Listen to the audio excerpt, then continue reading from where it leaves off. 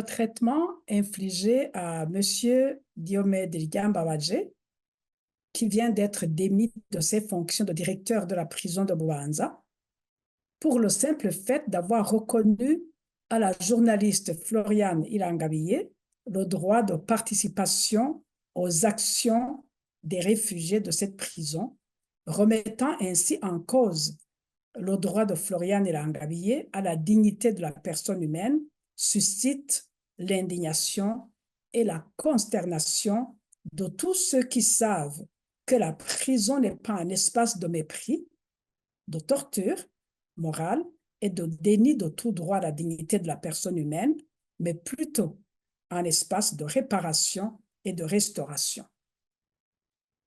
Selon la déclaration de Kampala sur les conditions de détention en Afrique de 1996, il est recommandé que les effets préjudiciables de l'incarcération soient réduits au minimum, de façon que les détenteurs ne perdent pas le respect de soi et le sens de leurs responsabilités personnelles. Le Burundi ayant endossé la déclaration de Kampala comme tous les autres États membres de l'Union africaine, les responsables de l'administration pénitentiaire ne devraient pas ignorer leurs obligations à l'égard des personnes détenues dans les prisons dont ils ont la charge. Mais connaissant l'histoire de Floriane Ilangabiyé, il est évident que les responsables de la Direction générale des affaires pénitentiaires politisent le traitement de Floriane en prison et qu'ils voudraient voir le directeur de la prison et même les prisonniers isolés, maltraités, méprisés et torturés Floriane. Diomède Ligambawadje serait donc victime de sa bonne attitude envers les prisonniers et de son respect de leurs droits fondamentaux en tant que personne humaine. C'est regrettable que des représentants de l'administration des affaires de l'État, à son niveau, manifestent à ce point cet esprit divisionniste et de haine, alors que c'est eux-mêmes qui ont la charge de rebâtir le pays. Pour eux, même entre prisonniers, le Tutsi n'a pas de place.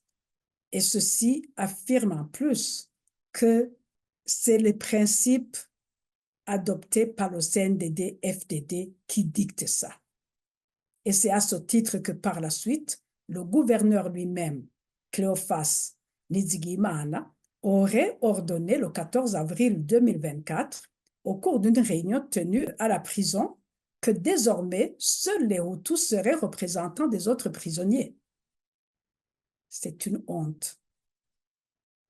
Contrairement à ce que pensent les dirigeants du Burundi, à l'instar de ce gouverneur de Bubanza et des responsables de la Direction générale des affaires pénitentiaires, la détention n'est pas synonyme de damnation. La conception actuelle de la détention consiste à donner au détenu des conditions favorables à son amendement, c'est-à-dire des conditions qui lui permettent d'acquérir un état d'esprit et une attitude d'un agent social correct. Un détenu qui a des connaissances techniques, des dons ou une expérience professionnelle quelconque devrait pouvoir les mettre à profit du système pénitentiaire et de ses co-détenus. Il y a donc ici lieu d'apprécier l'attitude de ce directeur de la prison de Bubanza qui a choisi de se conformer aux principes universels convenus plutôt que de chercher à plaire à ses supérieurs mal intentionnés et dépassés malheureusement. Floriane Ilangabiyé est tout simplement victime de l'absence d'équité dans la gouvernance du système carcéral du Burundi.